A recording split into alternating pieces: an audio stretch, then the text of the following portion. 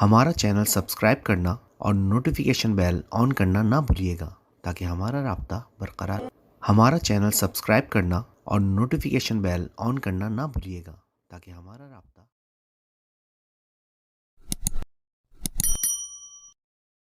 دیکھیے، فلسفہ تخلیق کیا ہے؟ اس کے دو حصے ہیں۔ ایک تو یہ کہ اس پوری کائنات کی تخلیق کی کیا علت ہے، کیا غایت ہے، کیا مقصد ہے، کس لیے یہ تخلیق کی اللہ نے۔ اس پر کہیں گفتگو قرآن میں نہیں ہوئی ہے، اور میرے علم کی حد تک کسی صحیح حدیث میں بھی اس موضوع کا ذکر نہیں ہے۔ البتہ ایک حدیث ہے، وہ حدیث جو محدثین کے بڑے کڑے معیار ہے کسی حدیث کو تسلیم کرنے کے ضمن میں، روایت کی شرائط، ان پر تو وہ حدیث پوری نہیں اترتی ہے، لیکن اپنے مفہوم کے اعتبار سے، اپنے اصل مضمون کے اعتبار سے اس درجے اہم ہے اس سے کہ اکثر مفسرین کرام نے، متکلمین حضرات نے، سب نے اس سے تسلیم کیا، کوٹ کیا۔ ویسے یہ بات میں نے اس سے پہلے آپ کو اصولاً ایک مرتبہ بتائی تھی، ہر سچی بات کا ثابت ہو جانا ضروری نہیں ہے۔ اگر کوئی حدیث اس معیار پر پوری نہیں اتری تو اس کا مطلب یہ نہیں کہ جھوٹی ہے۔ اسی لیے ہمارے ہاں دو اصطلاحات علیحدہ ہیں، ضعیف اور موضوع۔ موضوع وہ حدیث ہے جو گھڑی گئی ہے، جس کے بارے میں طے کر لیا محدثین نے کہ اس کی کوئی اثر ہے ہی نہیں، کوئی بنیاد ہے ہی نہیں، کوئی جڑ ہے ہی نہیں، یہ تو گھڑ لی گئی، موضوع وضع کی گئی۔ ظاہر بات ہے کہ اس حدیث کی طرف تو ہمیں دلچسپی ہوگی نہیں، نہ اس سے کوئی عقیدے کا مسئلہ طے ہوگا، نہ عمل کا فیصلہ طے ہوگا کہ کوئی شے حلال یا حرام اس حدیث کی روح سے ہو جائے۔ البتہ دوسری حدیث وہ ہے ضعیف ہے، یعنی ضعیف ہے اس معنی میں کہ اس کی سند پوری نہیں مل رہی۔ اب یہ چیز جو ہے میں بتا رہا ہوں آپ کو کہ یہ تو آپ کو دنیا میں ہمیشہ پیش آئے گا۔ آپ کسی وکیل سے پوچھ لیجئے، کوئی مقدمہ ہو ہی نہیں سکتا جب تک کچھ جھوٹ شامل نہ کیا جائے۔ خالص حقیقت کے اوپر کوئی کتنا ہی سچا مقدمہ ہو، اب جیت نہیں سکتا۔ تو کسی شے کا ثابت نہ ہو سکنا روایتاً، یہ اس کی دلیل نہیں ہے کہ وہ موضوع ہے، معاذ اللہ، وہ ضعیف ہے۔ اس ضعیف کا مطلب کیا ہے؟ اس کی بنیاد پر کوئی عقیدہ طے نہیں ہوگا، اس کی بنیاد پر کوئی شرعی حکم نہیں بنے گا۔ باقی اگر اس میں کوئی حکمت کی باتیں ہیں، اگر اس میں کوئی ایسی چیزیں ہیں کہ جو ہمارے لیے قیمتی موتی ہیں علم کے، حکمت کے، تو اس کو اختیار کیا جائے۔ تو اسی طرح کی یہ حدیث ہے کہ، اور حدیث قدسی ہے، اور یہ واحد حدیث ہے کہ جو اس موضوع پر ہے، جو میرے علم کی حد تک یہ کائنات کیوں پیدا کی اللہ نے۔ تو حدیث کیا ہے قدسی؟ کنت کنزا مخفیا فاحببت ان اعرف فخلقت الخلق۔ میں ایک چھپا ہوا خزانہ تھا۔ اب آپ دیکھیے، جب کائنات ابھی نہیں بنائی تھی اللہ نے، اللہ تو تھا، ذات باری تعالیٰ میں ساری صفات موجود تھی، قدرت کاملہ موجود تھی، اس کا کوئی ظہور نہیں تھا، اس کا کوئی پہچاننے والا نہیں تھا۔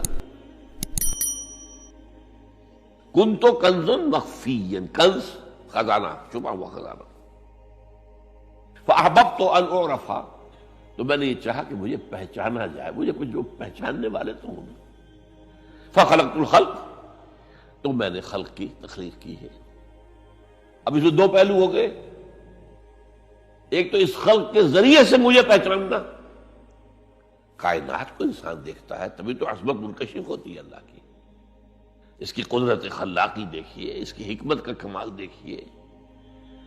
جیسے کہ ابھی سورہ ملک کی میں نے آیت آپ کو سنا، اس کے آگے بات کیا ہے کہ تم ذرا اپنی نگاہیں آسمان میں پھیراؤ، دیکھو کہیں تمہیں ہمارے اس تخلیق میں کوئی خلا نظر آتا ہے؟ پھر دیکھو، پھر دیکھو، تمہاری نگاہیں تھک ہار کر واپس آ جائیں گی، تمہیں کہیں کوئی خلا نظر نہیں آئے گی۔ اتنی کامل تخلیق۔ تو اگر کامل تخلیق ہے تو کامل تو اللہ کی ذات ہوئی نا، جس نے اس کو پیدا کیا۔ ایک تو اس کائنات سے اللہ کو پہچانا جائے، اور ایک کوئی پہچاننے والا بھی تو ہونا، وہ ہے آدم۔ اسی لیے تخلیق کا کمال، نقطۂ عروج، کلائمیکس آدم، انسان، اس کو عقل دی، اپنی عقل سے دیکھو، پہچان۔ یہ اصل میں امتحان کا معاملہ ہوا ہے کہ جہاں تک تو ہے تخلیق کلی کا تھا سوال، اس کا تو اس کے سوا کوئی ہمارے پاس کوئی اور جواب ہے ہی نہیں، بس سیدھی سی بات۔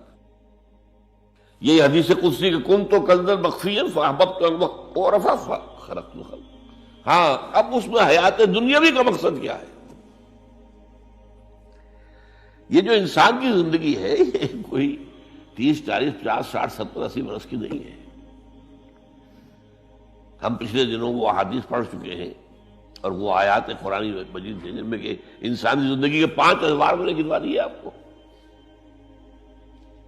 پہلی تخلیق ہوئی تھی صرف ارواح کی شکل میں، بدن نہیں تھے، وہ پہلی زندگی تھی ہماری۔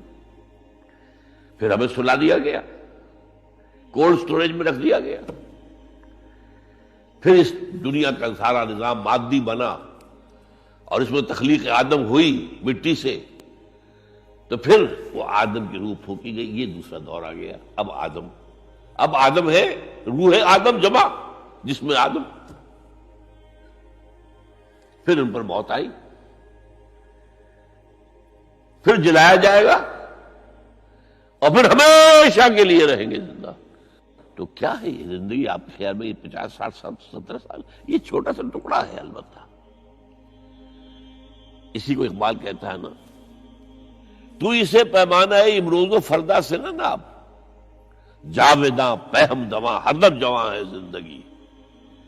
یہ کوئی 25 30 60 70 سال، ان میں سے بھی کیا ہے، کافی بڑا حصہ تو گزر گیا، شعور ہی نہیں، ابھی فہم ہی نہیں، سمجھ ہی نہیں، اور ایک خاص عمر کو پہنچنے کے بعد پھر معلوم ہوتا ریورس گیئر لگ گیا کہ لا یعلم من بعد علم شیئا، جو کچھ سیکھا پڑھا تھا وہ بھی گیا،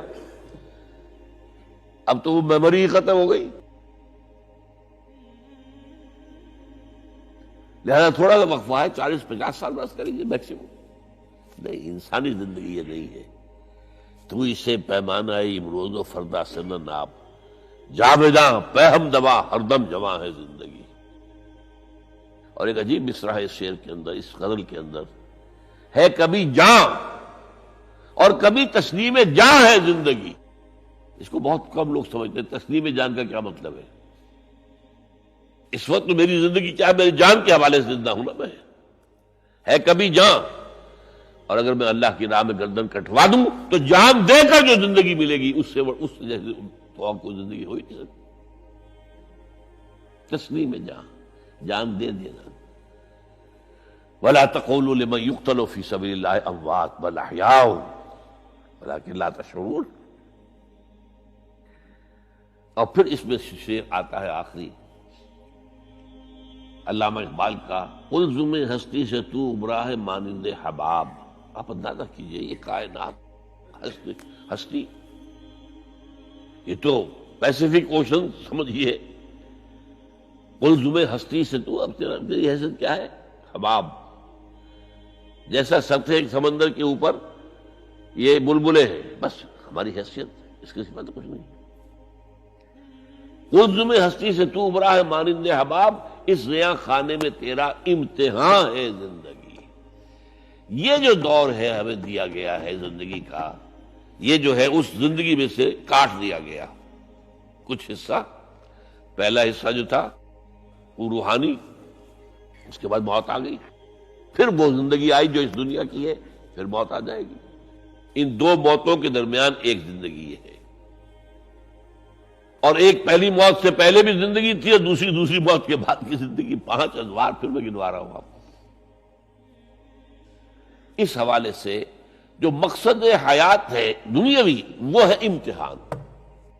اس لیے میں نے وہ آیات آپ کو سنائی، تبارک الذی بیدہ الملک وہو علی کل شیء قدیر الذی خلق الموت والحیاۃ لیبلوکم ایکم احسن عملا۔ اس نے یہ موت و حیات کا سلسلہ کیوں پیدا کیا؟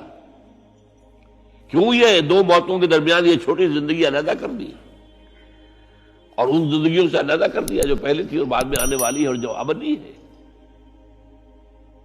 خلق الموت والحیات لیبلوکم ایکم احسن عملا، یہ امتحانی وقفہ ہے تمہارا، وہ تمہیں آزمانا چاہتا ہے. بلا یبلو اسی سے ابتلا کا لفظ بنا ہے، باب افتعال، امتحان لینا ہے، آزمانا.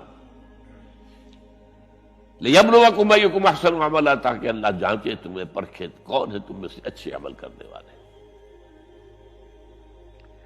پھر یہی بات جو ہے بہت اور شاندار انداز میں سورہ کہف میں آئی ہے، انا جعلنا ما علی الارض زینۃ لہا لنبلوہم ایہم احسن عملا.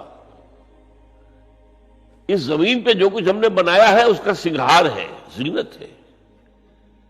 کھیتی لہلہا رہی ہے، آپ دیکھیے کاشتکار کا، کسان کا دل جو ہے باغ ہو رہا ہے کہ نہیں، اس کی محنت، اس کی بہت بڑا محل آپ نے بنایا، بہت اچھا لگتا ہے آپ کو. وَمَسَاكِنَ تَرْضَوْنَهَا، یہ ساری چیزیں زندگی. اور آج آپ کو معلوم ہے جتنا جتنا یہ دجالی زمانہ آ رہا ہے ہم پر، اتنی ہی زندگی زیادہ پرکشش، زیادہ اٹریکٹیو. امریکہ میں جا کر دیکھیے، آدمی مبہوت ہو جائے گا. فرمایا ہم نے اس کو اس کی آزمائش اور زمائش بنا دیا ہے. لنبلوکم ایکم احسن عملا، ہم تمہارا امتحان لینا چاہتے ہیں کہ اس کے حسن کے گرویدہ ہو کر رہ گئے یا نہیں، ہمارے جلال و جمال سے اپنا تعلق قائم کر کے ہمارے طالب بنے، دنیا کے طالب نہیں.